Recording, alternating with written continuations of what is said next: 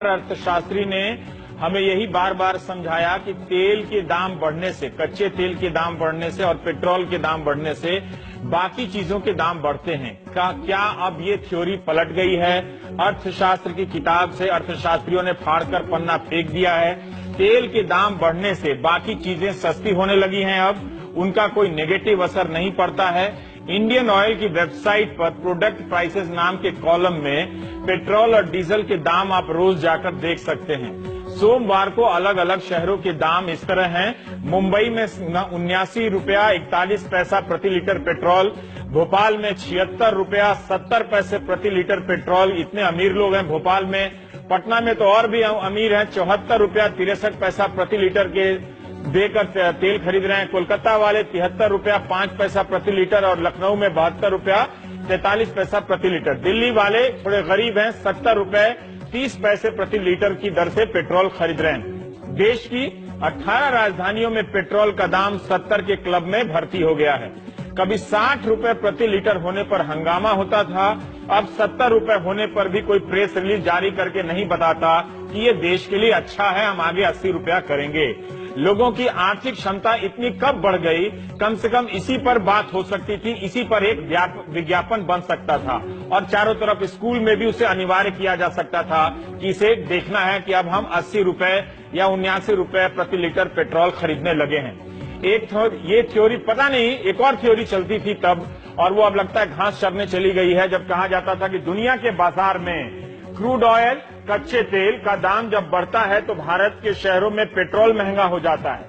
अब तो हो गया है $50 प्रति बैरल हो गया है, इसके आसपास से, फिर भी पेट्रोल का दाम बढ़ता ही जा रहा है। तभी कहता हूं कि बुनियादी मुद्दों पर चर्चा ना हो, इसके लिए सबसे अच्छा टॉपिक है हिंदू मुस्लिम। भारत की संसद को एक कानून बनाकर सभी टीवी चैनल के लिए अनिवार्य करना चाहिए कि 6 घंटे हिंदू मुस्लिम टॉपिक पर डिबेट हो, ताकि हमारी जब तेल की इस प्रकार से कीमत बढ़ जाए तो स्वाभाविक है उसका असर हर वस्तु के ऊपर होगा।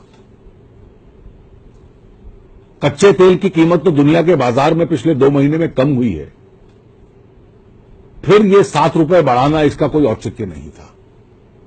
और आगे से ज्यादा जो तेल की कीमत है वो तो टैक्सेस के रूप में जा रही है, तो जब कच्चे दान की कीमत बढ़ती है तो टैक्स भी बढ़ जाता है।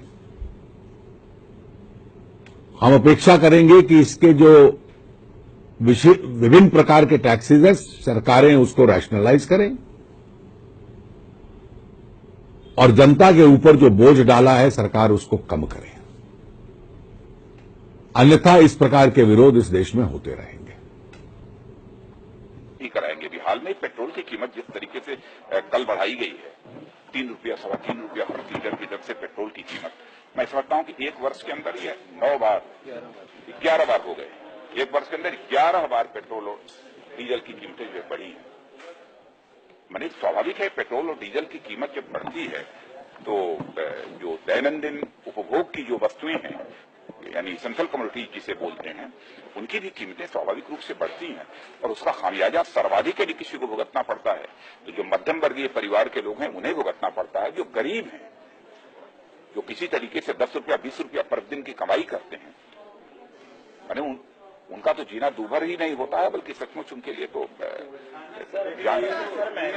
ये कहा जा रहा है कि कल से, यानी आज आधी रात से 3 रुपए पेट्रोल के दाम बढ़ जाएंगे, फैसला हो गया।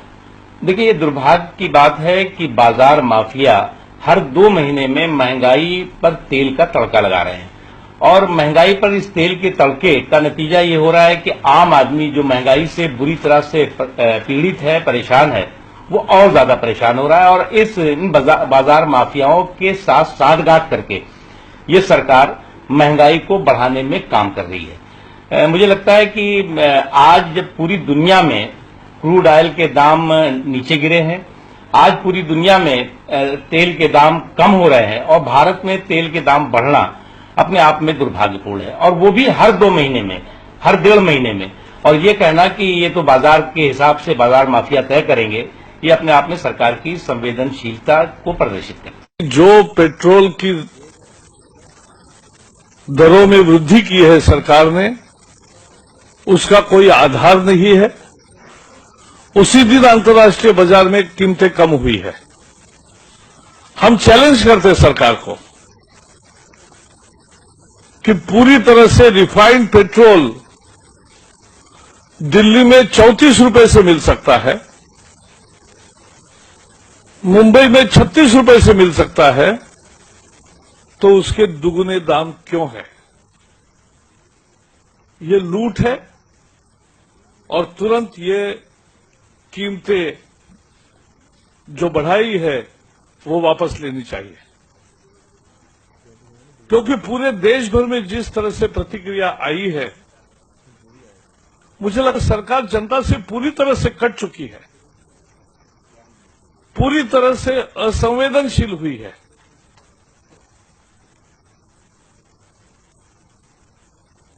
ऐसी संवेदनहीन सरकार हमने कभी नहीं देखी